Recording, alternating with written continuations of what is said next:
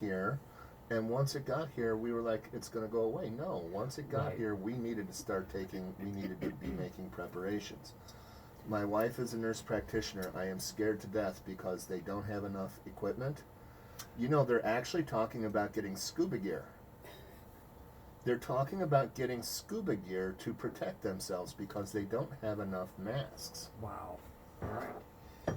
It's kind of a joke at this point, or that conversation started out as a joke. That conversation started out as a joke, but you know, the more we start running out of equipment, the more we're like, gosh, maybe we should talk about you know, snorkel gear, and then you just have to cover the end of the snorkel and you got a mask on. Like, how ridiculous would that be for our patients? I suspect our pediatric patients, if we put a cape on, it might be fun for them, you know. Make it more interesting. Yeah, but we have to do an awful lot of different things right now just to make sure that we are safe. No, you're right. So talk to us about making a vaccine, though. You know what I mean? Like, that to me is, a lot of people think, oh, they just gave the first few people an injection for the vaccine trial. Right. Just started in Seattle. And I think people are thinking, great, we're going to have a vaccine in a month. Tell us how this works. Well, the standard vaccine is made in a couple of different ways. One is you take the virus and you heat kill it. You put it in the autoclave, or in the case of smallpox, the other version is an attenuated virus, which at this point it wouldn't be pretty appropriate. I don't think you can find that. So you have it autoclave killed, and then that's what you're being injecting. The concern is, though, all the side effects potentially from that, what it's going to be doing, how effective is it, plus generating enough virus to do that.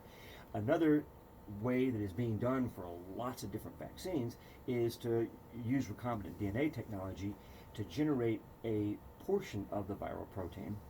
Because you think of the virus as kind of like, as my son was thinking of it, a Reese's peanut butter cup, and you got the chocolate coating, and then you got the peanut butter inside.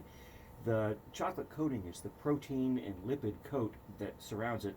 The peanut butter is the nucleic acid, in this case the RNA. And you need to be able to get an antibody against the chocolate coating. So you have to select what portion of the outer part you're going to use. And it's not all that hard.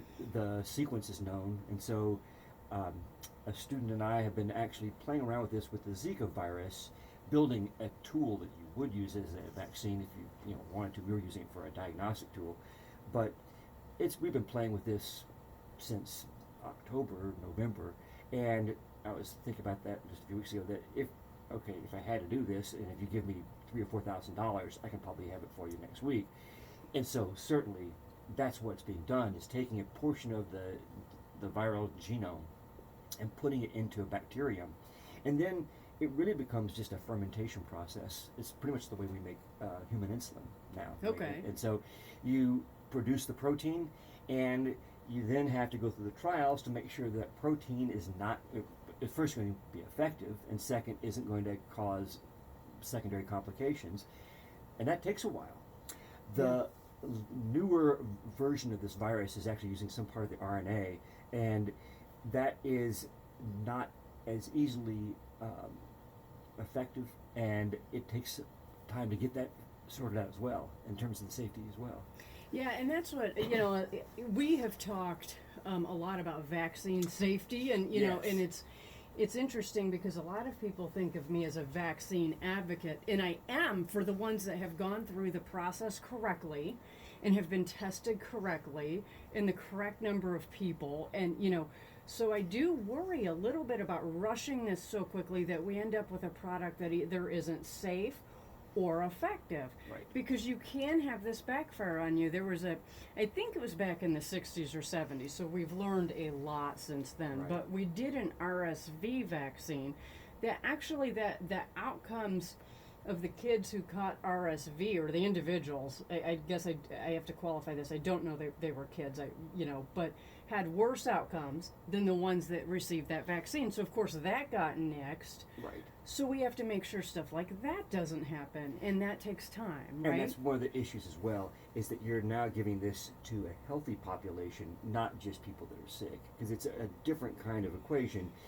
This drug has side effects, but we know that it has some therapeutic value, and you're sick, we need to do something, as opposed to me, somebody that is not showing symptoms, they don't have the virus, we're going to give this to you, and we really need it to be very safe. Yeah. Otherwise, we are talking about an even larger public health issue. Right, right. And that's usually why, because I tried to sign up for the Ebola vaccine trial, and they were like, yeah, great, thanks, but no, because you're not in a high-risk area. Right. They're The risk not isn't- going to inject a healthy person with something, because my thought was, like, they can inject me, I'm healthy, I'm not there, but no, they're like, we don't want to put a risk in a healthy person that's at zero risk of having a problem. Like, we're only going to take that risk with someone in an area that, if it helps them, great. If it hurts them, if they caught Ebola, they weren't in good shape Right. anyway. It was a possible benefit, yeah. No, that's You true. know. So they're starting this trial in Seattle, which makes sense. Oh, yeah, right. You know? Yeah, that's where that was the first spot. Yeah, yeah. So the next step then is that there is moderate success potentially with chloroquine, which is a drug treatment for malaria, which actually I believe it isn't having an effect on the inflammatory response, which would be part of the effects in the lungs. And then I saw another potential drug that blocks the angiotensin converting enzyme receptor that is part of the viral infection process. So it's the ACE2 gene. That protein is what the virus targets on the cell surface.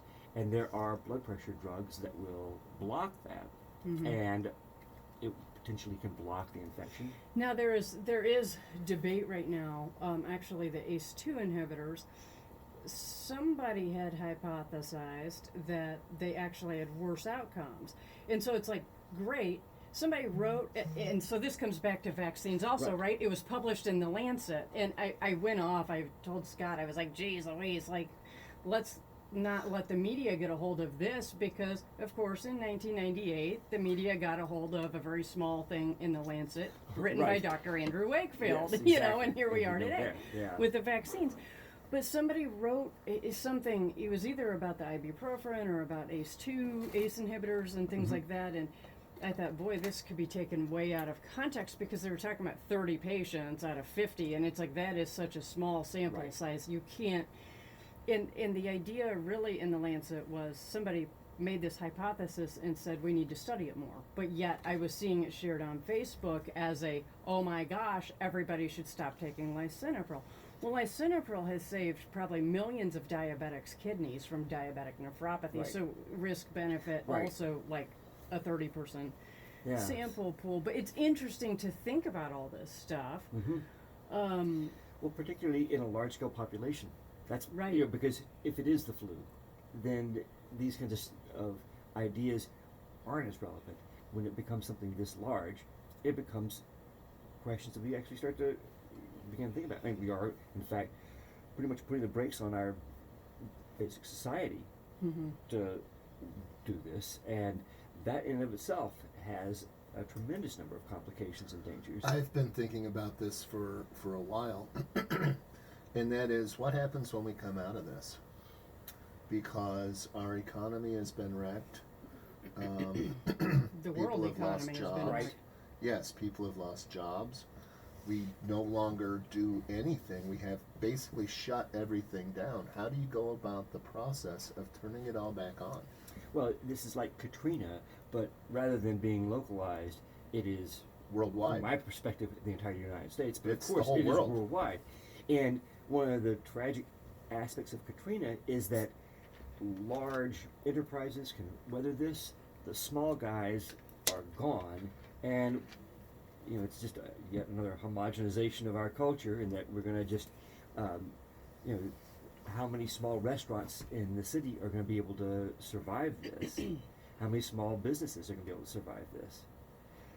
So I'm pleased that we're beginning to see some kind of recognition from our federal government that we need to have legitimate, real economic.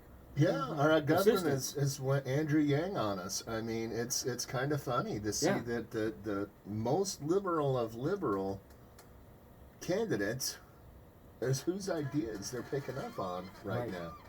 But I think we have to do this. Yeah. We have to. I agree. We have to have our social distancing. We have to slow up the spread.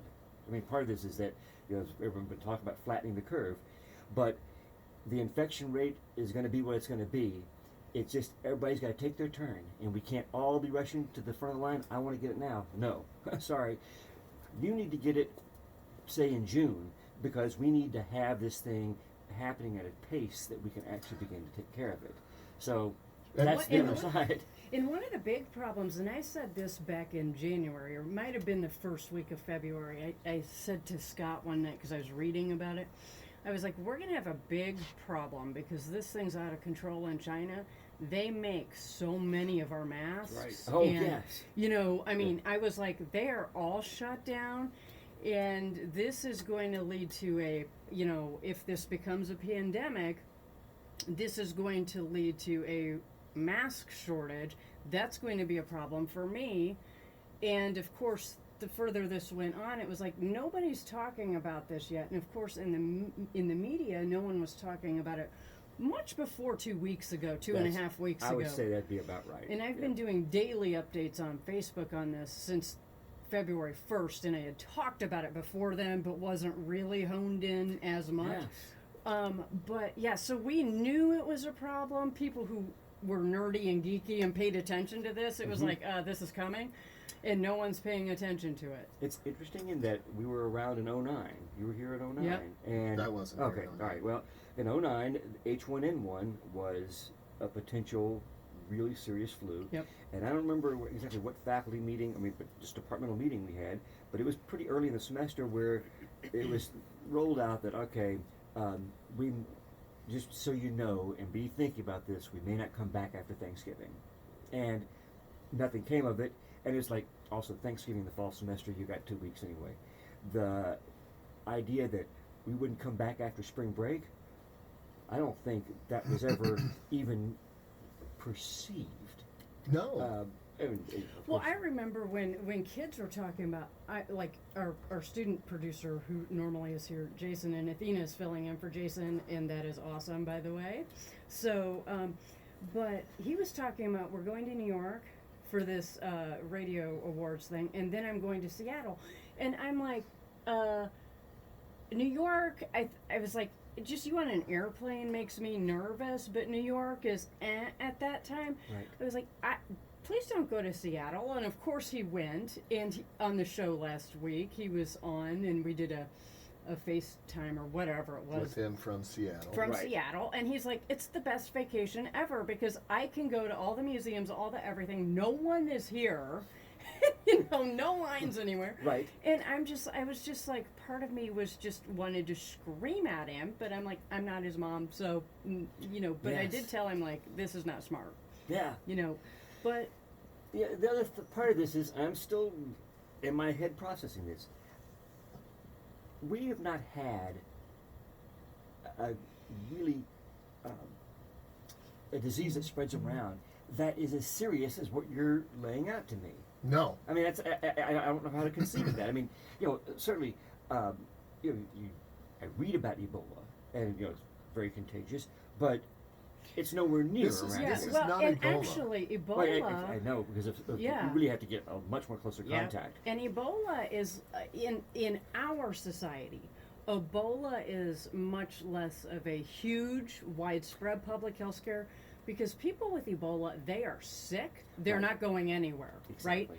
And So you have these pockets, and then it goes yeah, away. and here in the United States, we put them in isolation. We would take care of them properly. But the problem with Ebola, the big problem was after people die, Right. the The cultural rituals that they do with the body, and the whole community comes and helps out with that. Like the viral load is highest right after death and right before death. So like when they come in to wash the body, it's just teeming with Ebola. Ebola is a really interesting Yeah. Oh yes. uh, And- disease. But it's hard for me to put my head around the idea of something that is this contagious and this level of dangerous. The Because we think people about the that flu. scare me the most are the math people. The math people are the ones that scare me because they're the ones that'll come on and say, and they said, okay, look what happened in Italy. And this is not done in Italy, and this is going to continue. So if you look at what's going to happen here, you're going to have to start looking at this exponentially. And once they get to the word exponentially, I'm like, okay, I'm just going to go somewhere. Right. But when they start talking about this, then we start getting to scary, scary numbers. Except you can break the cycle with Right. this, That's which part of what we're doing. And that's one of these things is that let's make a date 4 weeks from today. We got to get back together again, and we can see what's going on, because we are in the middle of the curve, and we don't know exactly what it's going to look like 4 weeks from now. Well, that's because we don't have the testing. If we had the testing and we knew what was happening, we'd know how We'd do bad better. it is here, but we don't know how bad it is here. And keeping people apart is helping, but when you see what's happening down in Florida, and I'm not blaming kids, because if you looked at what was happening on St. Patty's Day in Chicago, even though they closed it, it wasn't kids out there, it was old white people like me who decided to drink green beer and do whatever they could. These people don't believe in it, and they're going to go out there, infect themselves and infect others. And I blame frankly, the municipalities of these beaches where the kids are going and congregating. Like, shut the beaches down. Don't give them the option to do this, but I get the economic consequences. I mean, that is like probably 90% of these. I'm probably way overstating this, but it is a huge portion no, of it's their. 90%. I would imagine Okay. that, and it's also the motivating factor. But my dear Austin, Texas, South by Southwest, they canceled, and they canceled now, last week, and everything is shutting down. They And so- canceled the NCAA tournament, I know. and that's worth And billions. exactly. I mean, that's the thing, is that the NCAA finally. And that really was, though. I mean, that scenario to me was far scarier, and it gives me the willies because, like, everybody together at a beach was scary, but everybody at bleachers In a within gym. inches of each other for hours at a and time. then go to the restroom. And and eating food and this is doing everything else. that would be an ideal way if you want to spread this. And so, but the economic and cultural impact of this, people are going to be writing their dissertations on this. This is going to change the world. It is. And so the question then is, how long, where are we in this? We got to start testing a lot more, because you only know by getting the numbers.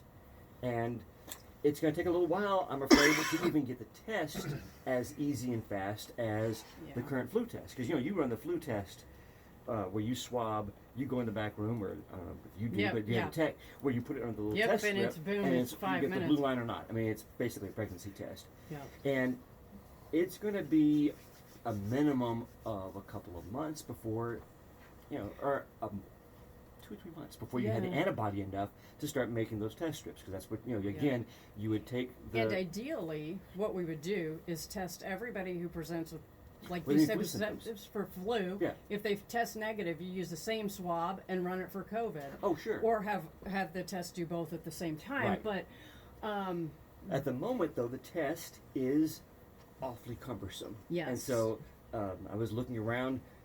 When I first started hearing the test, I'm like, I know how, if you ask me how am I going to test to see if you've got this virus, I know how I'm going to do it, but it's not something that I want to do 1,000 times, or it's tedious. I mean, it requires the swab, then you have to keep this because it's RNA, and RNA is notoriously labile. I mean, you look at RNA the wrong way and it falls apart.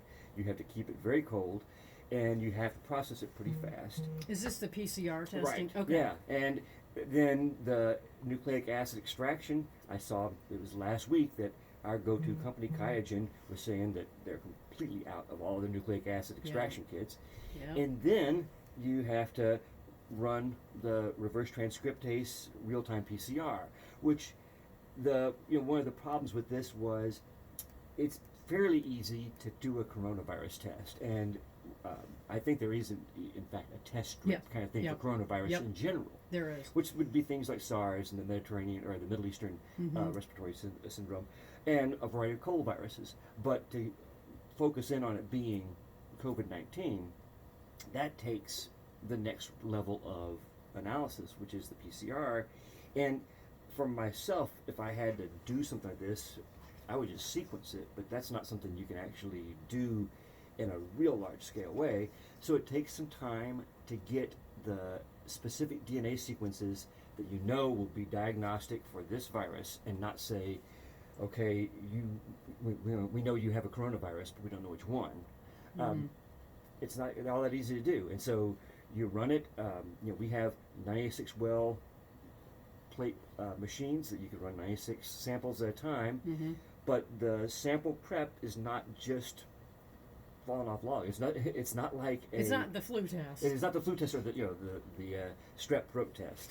So Yeah.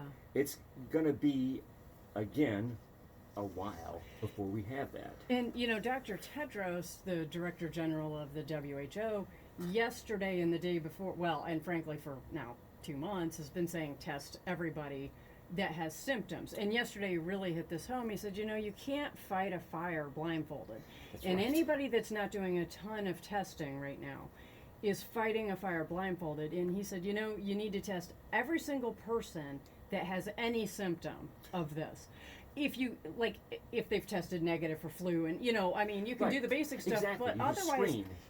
otherwise if they have symptoms and they're negative for the flu, We must You- assume that they have it. But right, in the and you United need to States, test them, we're and we telling can't. young people who have the signs, oh, just assume you have it and stay home for a couple of weeks until you don't have it anymore, because you're young, you'll be okay, and it would be better for you to just stay home rather than do that. Which means, because this little bugger sticks around in people for quite a while, and they're contagious for quite a while, so you don't know when you're better, because you Right. may feel better, but you may still be contagious, and we're never going to know how many people really have it. And that's important to start understanding how lethal it really is. Well, Exactly. and here's my other question with PCR testing. You might know the answer to this.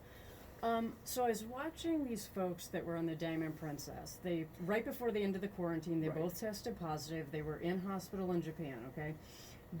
One of them got very severely sick. The other had a moderate case, but they were hospitalized because they were they were from the United Kingdom. They were together. Keep them together. He Right. definitely needed hospitalization. And so she's going to stay with Yeah, you. she's going to stay with you.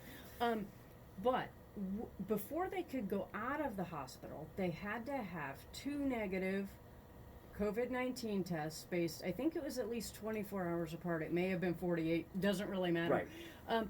There was a long time. Okay, like they got off that ship February 17th. They just got home 5 or 6 days ago. I mean, there was a long time between he's symptom free and still testing positive via the PCR. And some of us at work, clinicians, were like, well, just because you're PCR positive, does that mean that you're still contagious necessarily? Aren't you going to be positive for a period of time afterwards? That is a question that I can imagine you might be PCR positive because the RNA actually can integrate into your genome. Right. But unless you know a little bit more about the viral life cycle, that would be hard to tell. That is Okay. one of the things that retroviruses can do, is RNA viruses, is they can actually incorporate into your genome, and the places where they're going to do it are the spots where they infect. This is the nasal mucosa in the lungs. When you swab that, that's an awfully sensitive test, though, and this test is based on being sensitive down to like 100 viral particles. Right. And below that, it's not quantitative. It's not going to be really, no one's going to guarantee it. Right. Could you test positive and not have the virus? I suppose you could. And then, as those cells just naturally, slough off, you will then lose that. That is a interesting question, and until you know the viral life cycle more precisely, I'm not sure you can tell. Yeah, I mean, we were Okay. like very clearly, if you're testing negative, you're not contagious anymore. Right. For sure, we know Exactly. you're Yeah. good, and Yeah. so I guess better be safe than sorry. But Yes. so Yeah. Okay, we're here in 89.5 WJMU The Quad. This is the Faculty Lounge. And we need to get back to this. We're talking about COVID-19. We've got Dr. Sam Galuski here, my wife, Jamie Whitmer. I'm Dr. Scott Lambert. Athena Pager is over in the back running the board. And this is not something that, may go away quickly. What are you looking at and as a professor? I'm jumping away from this real quick. Good. We have a whole bunch of things that we have to look at to see what's going to... Are they going to have honors convocation? They won't. Yeah, that's. But what are they going to do? Are they going to give the kids awards? Just, send it to them? Will they try to do something online? You can set this up and run it as a big television show, basically, from Milliken, live from Milliken. We're giving out awards, With Pat White, just by himself. That's right. Hey, Pat. And, Pat White could talk just by himself for an hour and a half to 2 hours anyway. He's doing a lovely job, though. I think it'll be fine. But Yeah. it's the same with commencement. I mean, this year I might actually even know the valedictorian. So, I don't know. It's also, in 4 weeks, we're going to have a better beat on it. But we're not going to have it. I am convinced that we're going to have this for a lot longer than 4 weeks. This is going to be part of the story for longer? Well, Yeah. You're probably right. I'm actually having a whole different sort of feeling now, and I'm going to walk away with this going, where's my hand sanitizer? I understand. It's so- hard. It's hard to get into this new thought process. It is. It is. I mean, it's just, it is something that is not part of any context that I know. Athena, we need to give you a mic real quick because how are you guys dealing with it? How are you dealing with the fact that we have a completely new world that you're looking at? Well, in terms of the world, a lot of people have not looked that far ahead. We're just kind of, definitely this past week, a lot of students are taking things day by day, even hour by hour, because we're always finding out new information, new things that are being canceled. And so right now, there are a lot of people in the boat that are assuming this might be more than 4 weeks. And, yeah, that's pretty much it. Does it bother you that we aren't having regular classes? Are you set and ready for online classes? Personally, I am fine with online classes, even though I do like seeing my teachers. Because I'm an English student, I'm going to be at my laptop anyway. But I know so many people who are devastated that they won't be coming to class. I really feel for all of the seniors. My Okay. best friend is a senior. Many of the people I've gotten to know very well are seniors. Friends with more seniors than juniors, actually, Well, unfortunately. We have a large number of theater and performance students. Yeah. I won't get to see Susicle the musical. Yeah. And Yeah. several of my students in the food class were in that. And the students are the fabric of the university. Being able to have online classes doesn't make up for that. And certainly, in speaking from the lab perspective and from the performance learning perspective, as it were, I'm thinking that I'll probably be in the lab by myself, doing the exercises and showing them the data and saying, okay, do the graphs and things, but it's not. That's not the point. So, Nursing students, I think, are going to have it real hard. right. They've lost their clinicals. Yes. So, So and actually they've lost the hours of it too. yeah, Yeah. Yeah. It's going to be a very disruptive thing. it is. It is. And, they're telling us just make sure to get it through and you're able to get 3 or 4 points for each student, or for each class done so that you're able to finish it. But, I mean, that's great and I understand what they're saying, but at the same time, I feel bad. I mean, what about the students that are here? I mean, what about the students who went home? What are they doing are they going to get their money back in any way? Yeah. There's a lot of questions. Yeah, but I also think about students that, for all of us, having to be back home and having to be home can get to be a little old after a while. Oh, And, yeah. Also, trying to assume that everybody's going to have the technology sufficient to be able to do online I classes set up at a certain level. I set up an entire class on Facebook using Facebook, a Facebook group, only to find out one person today, Yeah. Thursday, said, hey, I don't have Facebook. My goal at this point is to develop a podcast and post a PowerPoint.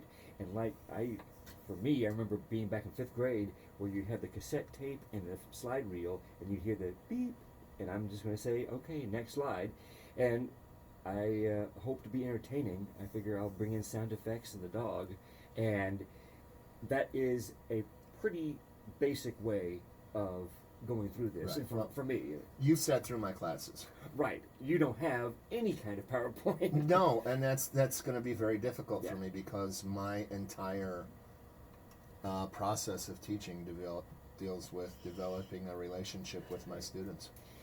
Part of it is that for this semester, I don't know that we're going to be able to actually carry that out in any No. real meaningful way, and we just No. have to really acknowledge that. And there's all these things about trying to do Zoom or trying to do various things that I'm not sure how well they actually work. And being in the classroom is a dynamic experience. It is, and I can speak from firsthand that it is a delightful time that would not work even through typewritten conversation comments. You lose it. And I think we have to just acknowledge that, and I'm hoping that we get back in the fall. All right? Can we agree with that? So now I'm going back to my wife here because I think there are some things that you need to explain to people. As a clinician right now, you have been dealing with people coming in and not knowing what to do. They may come in with a cough. They may come in and spend an entire session with you and then leave and say, oh yeah, by the way, I've got this really bad cough and my chest is kind of tight. Yeah, so what exactly is your question? How should patients and what should patients be doing? What should they So- be doing when they come to visit? So COVID-19 symptoms are fever, cough, shortness of breath, primarily. It's kind of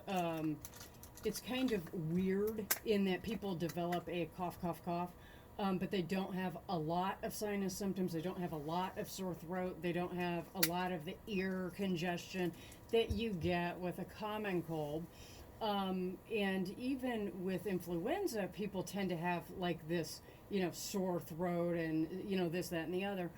There are some people who will have a little bit of a sore throat with COVID-19, but I think last time I checked, it was maybe less than 30%. Maybe it was 15%. Anyway, some people had a cough, but it sounded like maybe it was from coughing, or a sore throat maybe from coughing, that type of thing. It wasn't their predominant symptom. So with fever, you're always going to get fatigue and probably some achiness and stuff like that, if you're the one that runs a fever. But there were a lot of people that just had a cough. And some folks, especially elderly populations, will just have a cough and shortness of breath because they're not capable of running the fever that, younger folks do. So the bottom line is, if you think you're having COVID-19 symptoms, this is the year where you do not just go to your doctor and you don't just walk into ER or prompt care. Call first and say, these are my symptoms. What should I do? They're going to kind of do a phone triage or a phone checklist.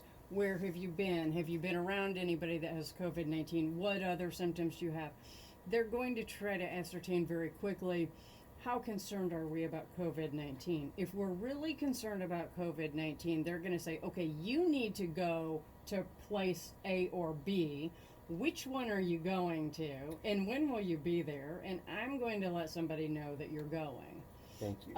And that way, then when you hang up the phone, that staff that was on the phone is going to call over and say, hey, I've got this person coming to you. They've screened positive for COVID-19 concerns. That way staff there knows to take the appropriate precautions. And right now, what we're doing is at least in Springfield, and I'm sure Decatur too, we're sending people to very specific locations. Even sometimes they're staying in their car. It's a drive-up situation. There's a staff member in the kind of hazmat suit we've all seen looking thing. They ask questions, see if you qualify for a test. I will tell you right now, keep checking. If you think you have symptoms, we need to know about it. But the vast majority of people, unless you're hospitalized or in danger of being that sick, you're not getting the test. But they're going to tell you, okay, this isn't the flu, or it doesn't sound like the flu. They may or may not swab you right there. Right. I suspect that they are. But they're going to say, okay, doesn't seem bacterial, doesn't seem whatever. Go home and sit there. If you develop severe symptoms, call back to this number, and they'll get you the care you need. And so basically, you're not going to be gallivanting all over Macon County, sharing whatever you've got, because you could have COVID-19. What would you tell a student at Millikan? How would you tell them to react if they are not feeling well? You need to call the student health center if it's open still. If it is not open, then you need to call wherever it is that you would normally go to get your health care. So if the student health center is closed and that's where you normally go, if you would typically choose to go to a prompt care, call them. They will be able to tell you whether or not they're doing the screening, or they will transfer you to a location that they will go through those phone triage questions. If you are sick right now with any type of cough, fever, or shortness of breath, do not just walk into prompt care, call first, or any, Now, if you're short of breath and you're thinking, I need to go to the hospital, I need help immediately, call 911. That's the difference, exactly. And explain your symptoms, because even then, they're going to send a crew to you. But if you're having COVID-19 symptoms, that crew's going to be all decked out when they show up for you. They're going to be taking precautions. So, I think it's important to strike the balance of, yes, you have it or something like it, yep. but not serious enough that we need to get into the healthcare system, because we need to conserve our healthcare system. Our healthcare system is going to become a precious commodity, and certainly the beds and the time of that healthcare provider is something that is quite valuable. Yeah. And if you don't have sufficient symptoms to warrant going in there, I think we need to be thoughtful of that. Yes, and then that comes to the second, thing. You may not, if you're a college age, you may not become exceptionally ill with this. That's right. But you need to be just as careful as someone who is much more sick or at a higher risk group, not to go anywhere. If you are living in a dorm, that includes staying in your dorm room. Now, I don't know what the bathroom situation is, but you really need to, obviously if you need to go and use a communal bathroom, of course you have to do that, but you better be bleaching the area down and things like that between. So What's that's the number a of good, students that are in the dorms right now? It is I don't pretty know. small. I think It's small, but there's still an awful lot. They came back and they can stay there.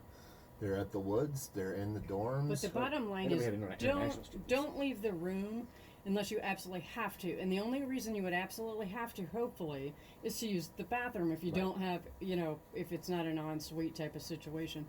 If you test positive for COVID-19, you're asked immediately to go home. I thought they also had a special quarantine dorm or a couple of rooms in case of that, like if you're an international student and can't go home.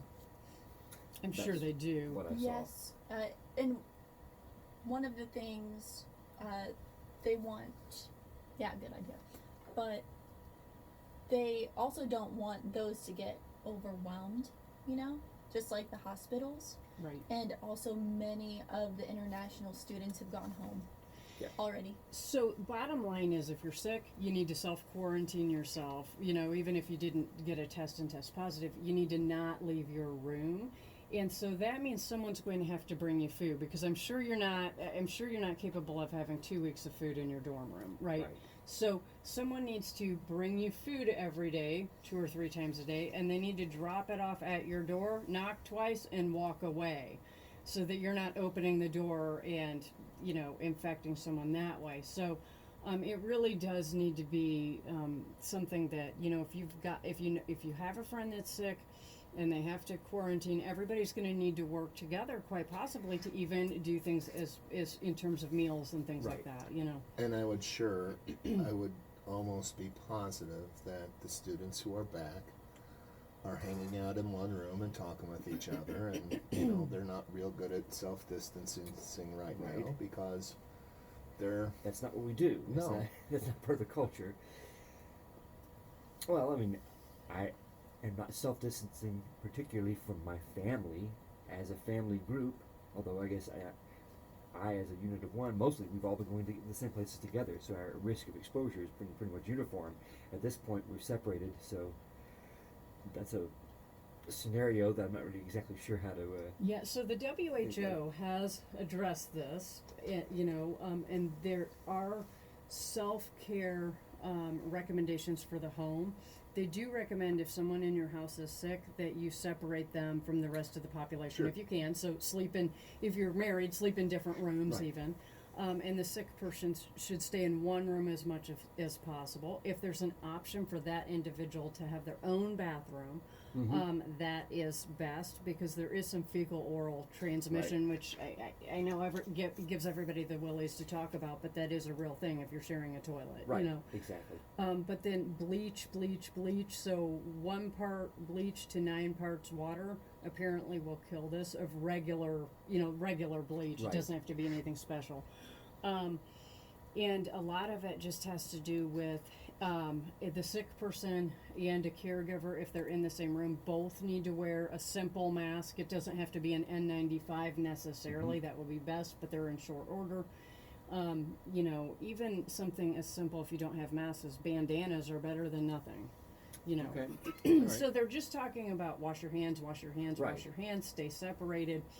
But, it is going to be very tough if people are in the same household, to the point that I've gotten, we do have personal protective equipment shortages, and there very well may come a point that I don't have an adequate mask at work, and when that happens, I'm not going to be staying at my house anymore. I've told my parents to stay in Arizona. They live in, they stay here half the year, Arizona half the year. Right. You're staying in Arizona until this thing is controlled-ish, and I will be staying at their house if I run out of PPE. So it's gotten, but for me that's a little different because I'm a family practice clinician. Absolutely. We have people you that walk are in. being exposed. You have a Yeah. much greater chance of being exposed. Yeah. Well, I was thinking that I have weathered the flu in our home, in which I didn't get it, or not all of us got it. I've had other flu seasons where I think we probably all did. Did you take your flu shot? Well, we had the Anyway. conversation last May about Yep. vaccinations, and no. Actually, how effective is the flu shot this year? Pretty good. It was 45% for absolute prevention, which is better actually was way better than it was usual. the past couple Right. years. Yeah, we would be You down in know, the 30s or below. Right, but I had changed I've really pushed clinicians to have a different conversation about flu shot effectiveness. It's not absolute prevention, although that's great. It's really about minimizing disease severity and decreasing your chances of being hospitalized or dying. But, Sure. Aside from that would be great with the coronavirus vaccine, too. We'd take that at this point. Absolutely. I mean, Yeah, being 35% effective would. Yeah, we'd take it, Yeah, exactly. So, Right. so as long But as the it flu wasn't vaccine is dangerous. awfully safe. Yeah, And it's well, yeah. well tested, well tolerated. Yeah. Yeah. There are a lot of unanswered questions, Scott. I came in here feeling a lot more confident than I do now.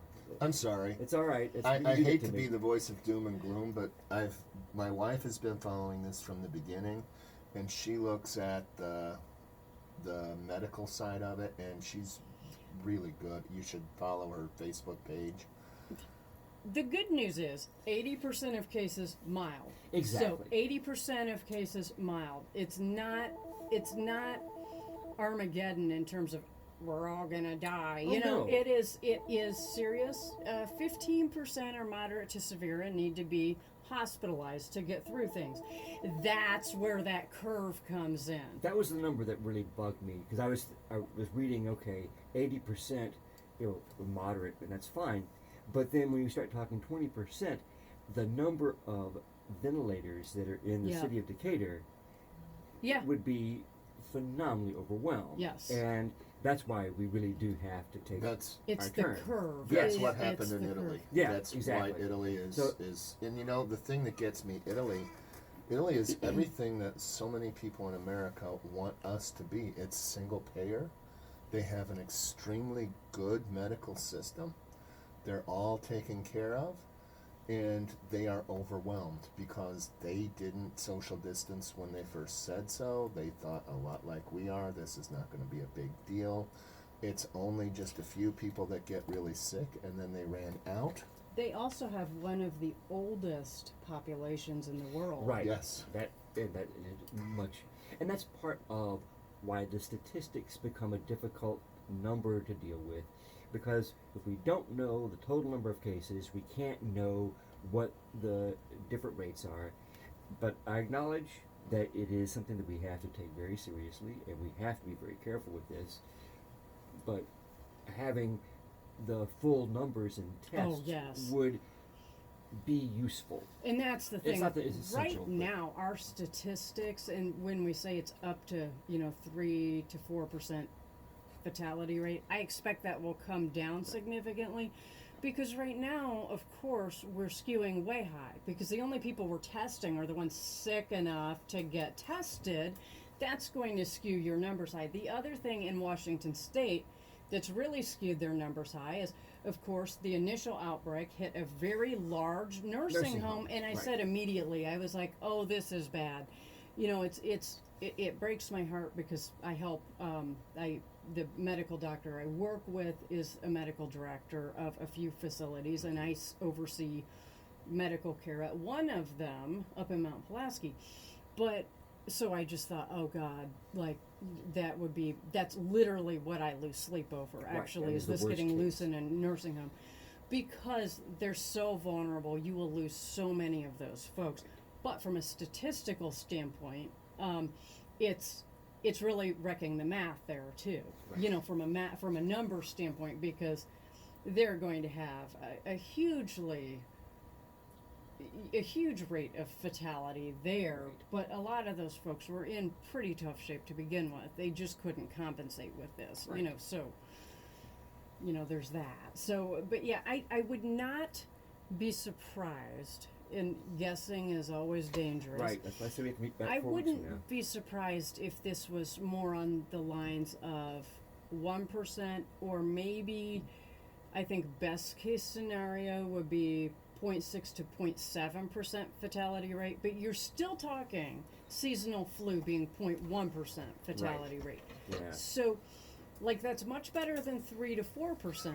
Oh, And this is assuming that we don't totally overwhelm our healthcare system, and we have to make the decisions that they're making in Italy. You know what I mean? That's the scary part, is that Certainly. we don't want our medical professionals to be overwhelmed. right. Well, Well, we don't want to run out of ventilators either. Let's be honest. Whether or not the medical professionals like me are overwhelmed, we want to have enough ventilators. well, you may be overwhelmed. That's Yeah, on you. exactly.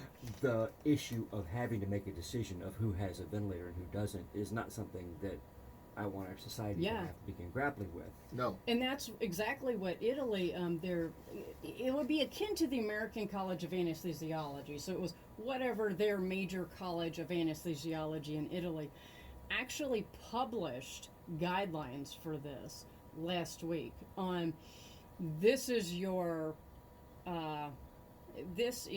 if you have 3-4 patients that need a ventilator and you've got one ventilator, this is how you choose your protocol Right. and your algorithm for deciding which of those people gets the ventilator. And of course, immediately the Americans were like, oh, this is what happens when you have, universal health care, whatever Right. it is, and it's like, I don't even know about their payer system over there. And it's irrelevant. But it's irrelevant. It really is. What they're trying to do, number one, is have some sort of objective, standardized criteria.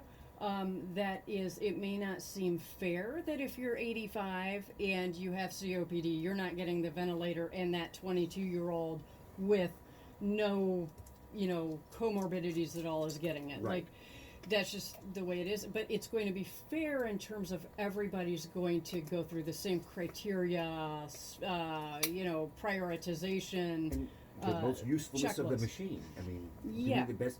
And this is triage medicine. It's It not, is. It is, but it stinks. And it's Yes. simple hope- ethics. and that's the other thing, and the less important but still very valid point is it keeps these clinicians from getting sued because they Right. followed standard of care, Yeah.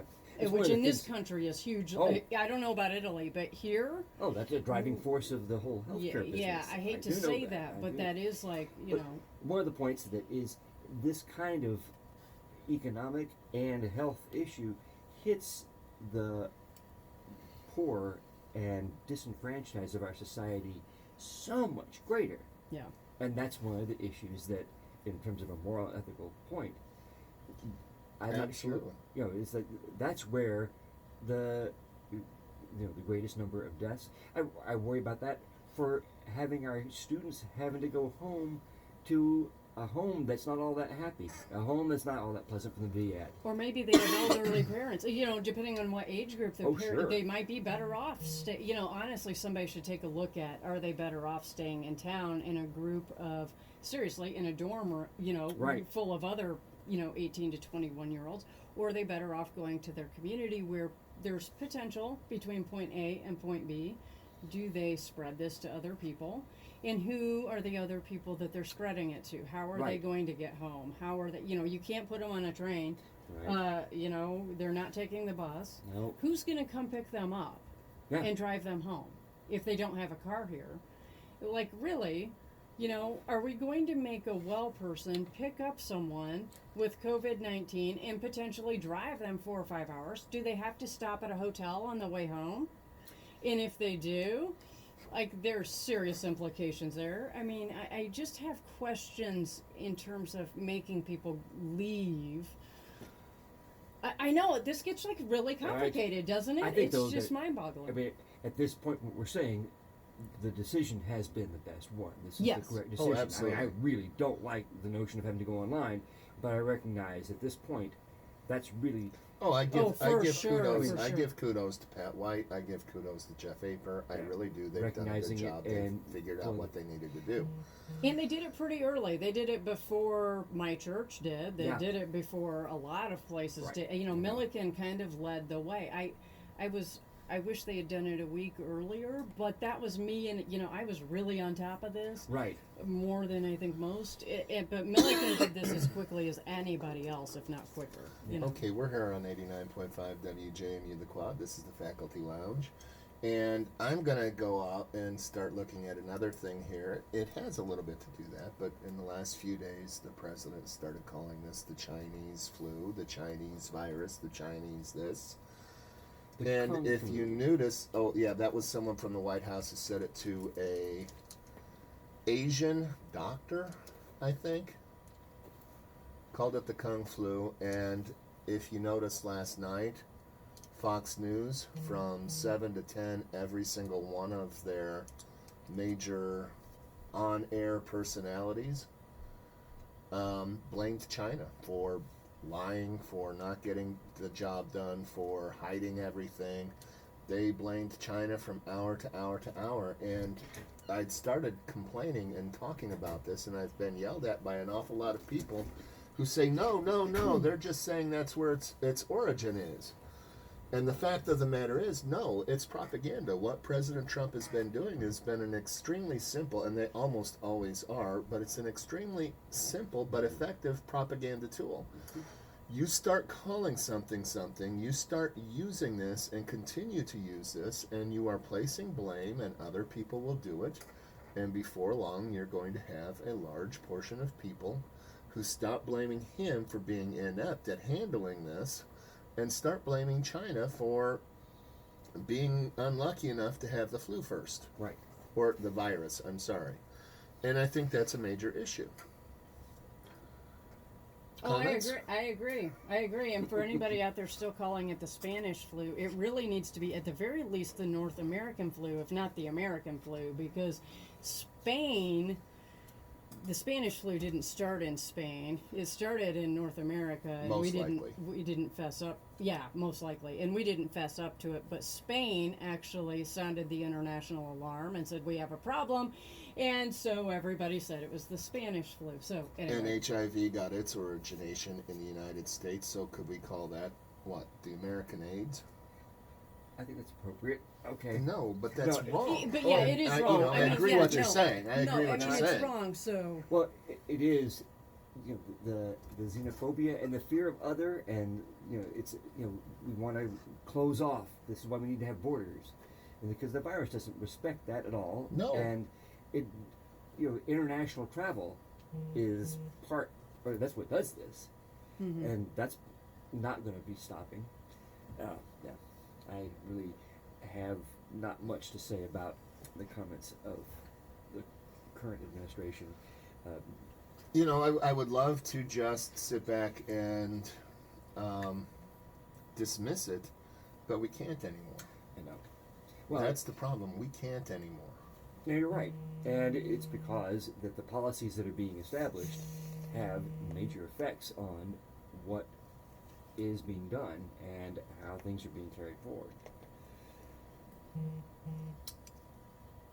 I don't have any particularly good ideas about that. No, I don't either. I'm here for RT-PCR, We- not for politics. And I'm sorry. What exactly is RT-PCR?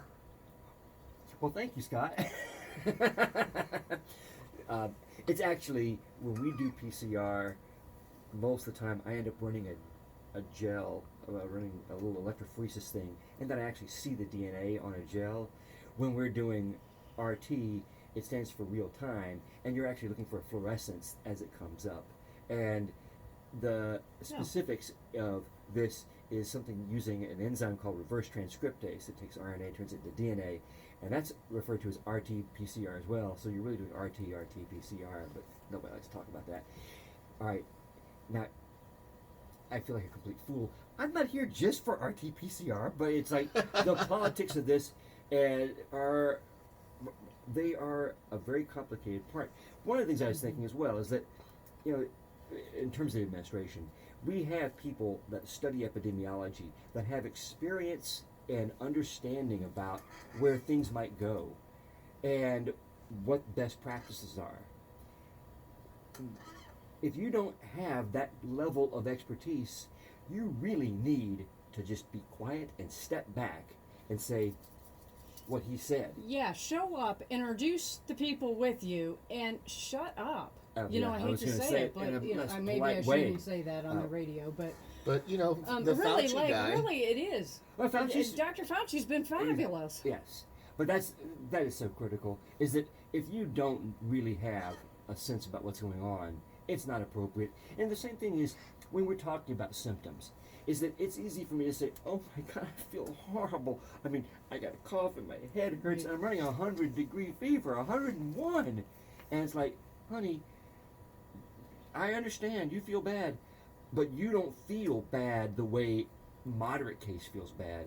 This is what moderate is, and you're nothing like that at all. If you can talk, if you can get up out of bed, Yeah. I don't care how horrible you think you feel.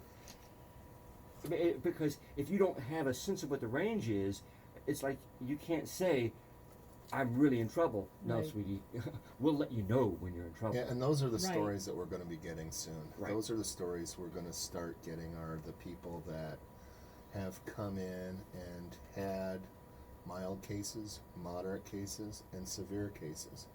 And they're going to tell us their stories, and we're going to have a better idea as a people That's right. what to expect. You know, and this comes into my area, but that means that the media and the press have something to say. And you know what? I really do believe that the press has done, for the most part, a pretty good job. There are times, like something that Jamie saw yesterday and fixed. There was organization that said ibuprofen would not to use ibuprofen. Exactly. Right. It was. It And- wasn't an organization. It was what happened was the French health minister came out and said nobody should use ibuprofen that has COVID-19 because we're seeing that they're having bad outcomes. This was asked in a press conference to someone with the World Health Organization. Now, it was asked to someone, I think, at the regional level. I'm not sure. It wasn't one of the top people at the WHO. And the person's response, and it was one of these things, he said it, and I'm like, oh, that'll get him in trouble. Right. He said, well, we've heard that report, we're looking into it, and go ahead and just use Tylenol instead for now. And I was like, uh-oh, because, if you took it literally, like the words literally, I'm like, it sounds like he's saying that the WHO is telling people not to take ibuprofen, Exactly. which is what much of the press ran with. That's not what he said or what he meant. It was kind of more or less well, if you're worried about it in the meantime until we figure this out, just use something different if you're worried about it. But the thing was, they weren't worried about it. They're looking into it because this guy just made this random comment, and it was like, well, no one else has said this. Let's see. And so WHO yesterday clarified, no, we have no evidence that ibuprofen is bad. Right. Blah, blah, blah. But you know what? We could have the argument on whether or not you should be taking ibuprofen or Tylenol for a low-grade fever anyway. And the answer is probably not, because that's your body's natural way of fighting illness. It is. We don't have medications for this. So if you're running a 101-degree fever, even 102, frankly, I know that's miserable. But as long as you're able to drink plenty of fluids, so you're staying hydrated, which becomes a bigger problem with the fever, as long as it's under 101 or even 102, you might be doing yourself a favor by letting it ride. And this isn't just Jamie Whitmer, APRN says this, Dr. Paul Offit has said this, and he's a leading pediatrician. He was one of the founders of the rotavirus. This is somebody with, mega smart guy. Well, it's part of the body natural inflammation system. Right. And it's the same thing why people begin to go on prednisone after a while, is that inflammation can get a little bit too far and out of hand. And that's one of the things that happens with the lungs, is when the inflammation aspect does get too severe, we have to moderate it. It's like the body systems are going a little bit too far. Of course, that's the other great debate right now, because early on China said don't use steroids, we're not recommending use of steroids, and at the time they had 65,000 cases in their country and everybody else had 3. I'm oversimplifying, but truthfully they were the only medical system with any experience. Yeah. And right away I thought, they must be having some bad outcomes, because the thing is, anything upper respiratory, when people really get short of breath, we all reach for prednisone or methylprednisolone or, but injectables or orals. Or the long-lasting oral inhalers. Exactly. And so they said, the oral prednisone and the injectable steroids, don't reach for those as mainline care. And so now there's some hypothesizing, well, did those folks have bad outcomes? But then, of course, there's a cytokine storm that tends to get people. That's what kills you. That's what actually does it. So maybe you reserve use of steroids for that situation, and then how do you determine that's what's going on? Wow. And it's a big ol' medical, if you want to be into, if you're a medical nerd, this is where it's at right now, as this debate. For but your house MD types. Yeah. Could it be because there's concern about using up your stock of steroids? I don't think so. Or It is tended to be more of an outcome-based conversation from China, but of course there's language barriers and other issues. Yeah.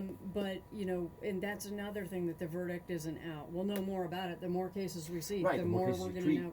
You're going to begin having a standardized treatment for it. So. Yeah, exactly. One of the things is, early on, if your country uses, in this country, for fever, we all reach for ibuprofen or Tylenol. It's, that's what we do. Yeah. So early on, the cases that you know about are the most severe cases. And so if they are asked, what did you take for this? And everybody's taken ibuprofen or Tylenol. Well, they're the ones that died. So you can't, correlation does not always make causation. No, in this case. Yeah. I mean, it's like everybody who has died on Earth has drank water. Right. We all know that water can kill you, but usually doesn't. Yes. That's always the fun talk. My wife is very good at anybody who starts college and starts going through people in your area, they will quickly learn correlation does not cause causation. Or doesn't equal. It's not equal causation. Always associated with causation. Yeah, right. not always. What we think. So you have at the early stages of an outbreak, a very biased pool that you're looking at because you only know the people that are really sick. And so part of this is, you know, Sure, is that you're seeing a biased cross section, Right. until you have, God forbid, a larger cross section. Right, So, right. Well, how long until we can get a look at people who aren't that sick and study them? And isn't that something that we need to be doing? sure, but we got to identify those. Right, folks you have to first. test them. I mean, Tom Hanks. Yeah. he- Well, he got Good tested in Australia. Australia. Yeah. I mean, if he was in the United States, he wouldn't have been tested. yeah, Unless, well, he's rich. right. That is another thing that's really upset me, is that these NBA players and a lot of players have just been able to pay extra money and get tested anyway. And you have to be in a pretty large metropolitan area.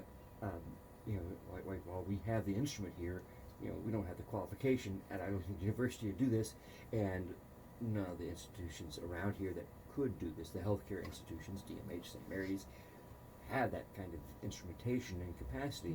It goes to Chicago, St. Louis, out in Springfield. It goes. I think there's a location in Carbondale. I believe it's Springfield that the local cases go to. They have gotten better at getting the instrumentation around. It's not every town Right. at this point, but it's better than it was 2 weeks ago. So the ability to do the test is better. The actual number of kits and reagents and things like that And the is training is, yeah. I mean, if you don't do it, it's not the same as doing a cholesterol test. Right, exactly. Exactly. But there are 3 places in Illinois right now. Is it Springfield or is it Champaign?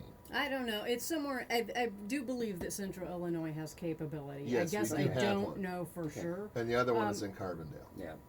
Yeah.